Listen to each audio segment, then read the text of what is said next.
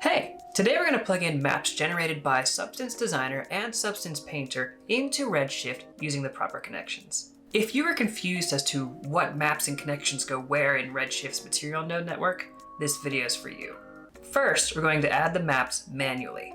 Then we're going to use the Substance plugin in Cinema 4D to generate our maps from a dynamic substance made in Designer, and then plug it into a Redshift material. That way, we can update our published parameters that we created in Substance Designer, and we don't have to create new maps. Note that I'm using Cinema 4D in this video, but you can reinterpret how Cinema 4D interacts with Redshift with how your 3D program of choice uses it. The same vocabulary applies with whatever program you're using, because Redshift is Redshift. All right, let's get started.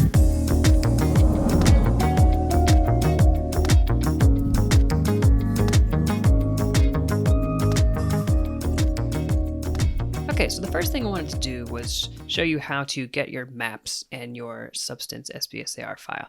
The quickest way I can think of to do that is to go up to this wrench icon here, click that, and go to Export Outputs. And then you can choose to export all of these. You pick a destination and then choose a format. I'm using PNG for now, but that's fine. And then if you want to export into the adjustable Substance SBSAR file, go to your Explorer. I've got mine here. I'm just going to drag it over. Right click on the package and choose publish.sbsar file. And that's going to get you your adjustable Substance file. Okay, so now we're in Cinema 4D, and I've got a very simple setup here. I've got a plane, and I've also got a Redshift dome light here. So if I start up and I go into my Redshift work layout that I've made, this is a custom layout that I created, and I start up the render view here. See, we have my dome light projecting light into the scene, and I've got that simple plane. So the first thing we want to do is we can go to the materials panel here and go to create and Redshift, or we can go to the top and go to Redshift and then materials, either way, and you go to materials and choose to create a new standard Redshift material here. So up next, I'm going to assign this to my plane and double click on it, and we're going to enter the node view. Now to make this a bit easier to see, I'm going to change my layout again. So I'm just going to drag my render view and dock it into the side here, and then expand this so it fits the whole screen. So we've got a nice divided workspace here. Okay, so here are the maps that we exported from Substance Designer, and this is going to be the same for a PBR metallic roughness export that you're going to get from Substance Painter as well, the similar maps. So we've got our ambient occlusion, base color, height, metallic, normal, and roughness. So to start off, let's start with the base color. So I'm going to drag this map into the shader graph here. And it's going to ask me if I want to copy this into the project location. For all of these, I'm just going to say no. So here's our texture. And the first thing I want to do is just check to see that it's working. So I'm going to take this output and plug it into the material, and then under base properties, diffuse, under diffuse color. So right away, you can see this is updating. We're getting our base color appearing in the diffuse.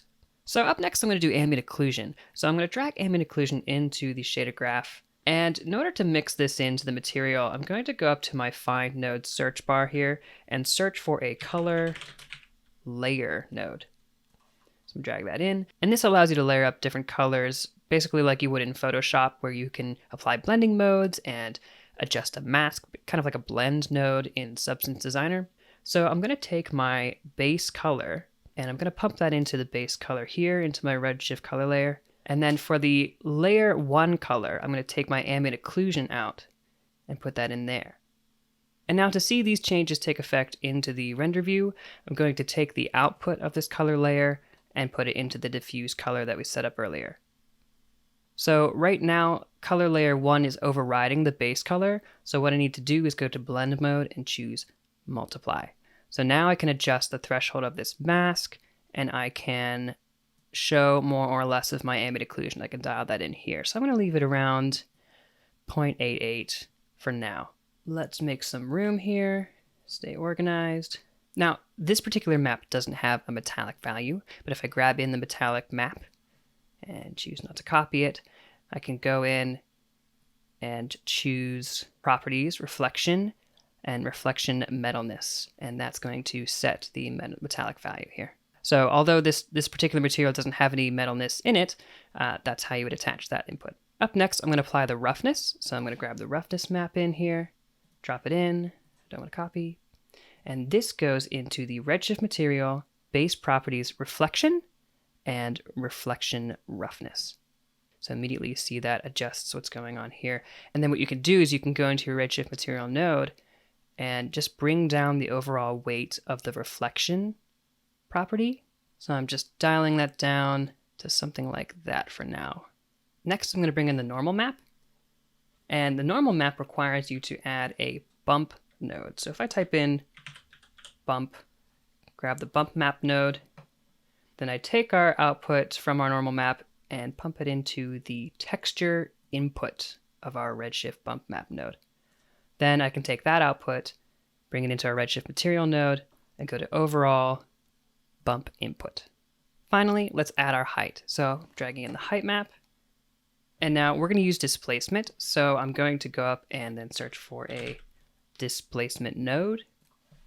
Drag that in, bring our output into our displacement node, and go to texture, text map. This does not go into the Redshift material node. Instead, the output of the displacement goes into the output node and then displacement. So you're not going to see too much of a change here, and that's because we need to go back into our object browser. So we're back into our main Cinema 4D view, and I'm just going to adjust the viewport a little bit. And if I go to our plane and I right click and I go to Redshift and choose Redshift Object, and add an object tag here. And if I go to the geometry tab, then choose override, and I'm going to enable tessellation, and I'm also going to enable displacement. That's the big one here.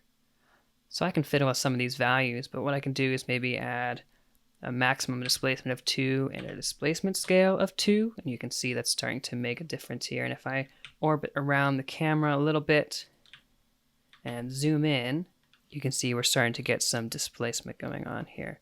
And I increase the displacement scale quite a bit. You can see we're getting quite a difference here in height. So I just adjusted my displacement scale and maximum displacement here. I'm going to go back into my Redshift material and head back into the main node here and go and dial back my reflection weight just a tiny bit because it's a little bit too shiny for my liking.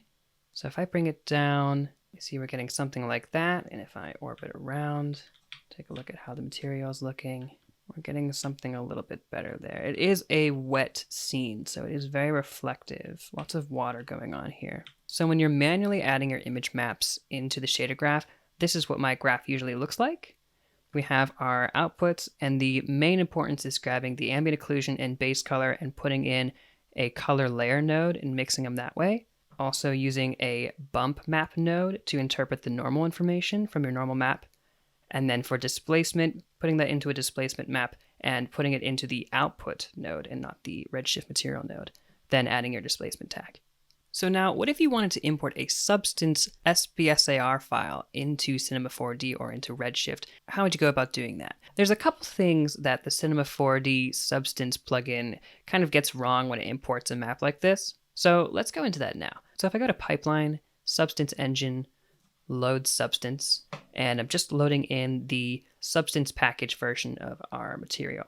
So we've got our Substance Asset Manager, and I'm just going to drag this into this area just so I can get back at it later. So what we see is we have our outputs here. We've got our base color, normal, roughness, everything's here, and it's embedded into this substance asset here. So if I delete the material on our plane and I just drag in the leafy pond, you're going to see a couple things didn't quite transfer over correctly. So the first thing we really need to do is we need to convert this leafy pond texture that was created by the substance asset importer. We need to convert it into a Redshift material. So we can do that by clicking on our texture, going to Redshift, Materials, Tools, and then Convert Materials or Convert and Replace. I'm just going to convert and replace.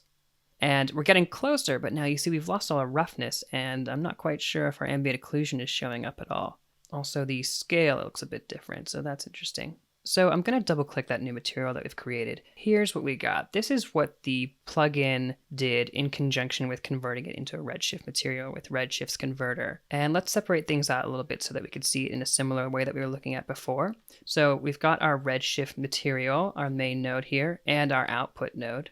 Then it looks like we have our diffuse going into this diffuse texture node. So there we go. Then when it comes to reflection roughness, we've got two reflection things happening here. We've got reflection going into this texture node.